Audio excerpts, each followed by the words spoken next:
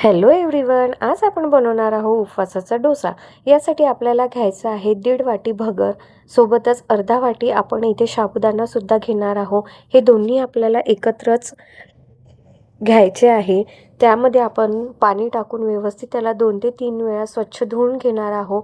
याला जास्त रगडून धुवायची गरज नाही, हलक्या हाताने याला मिक्स करत धुवून घ्यायचं आहे आणि वरून पाणी टाकून आपल्याला त्याला भिजवत ठेवायचं आहे। 5 तास आपण याला भिजवून घेणार आहे, जेणेकरून साबुदाणा आणि भगर दुप्पट होतील।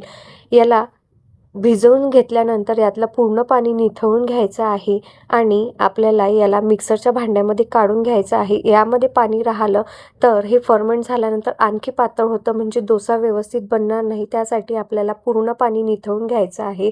सोबतच अर्धा वाटी दही मिक्स करून आपल्याला याला मिक्सरमध्ये डोशाच्या कन्सिस्टन्सीमध्ये आपल्याला बारीक वाटून घ्यायचं आहे आणि 8 तासासाठी फर्मेंट होण्याकरिता ठेवून द्यायचं आहे। दुसऱ्या दिवशी तुम्ही बघू शकता व्यवस्थित अशी त्याला जाळी येते। यामध्ये थोडं चवीनुसार मीठ टाकून आपल्याला त्याचे डोसे बनवून घ्यायचे आहे। कुरकुरीत असे डोसे तयार होतात। तुम्हाला रेसिपी कशी वाटली नक्की मला कमेंट करून सांगा आणि रेसिपी आवडत असल्यास माझ्या चॅनलला सबस्क्राईब करायला विसरू नका। Thank you for watching.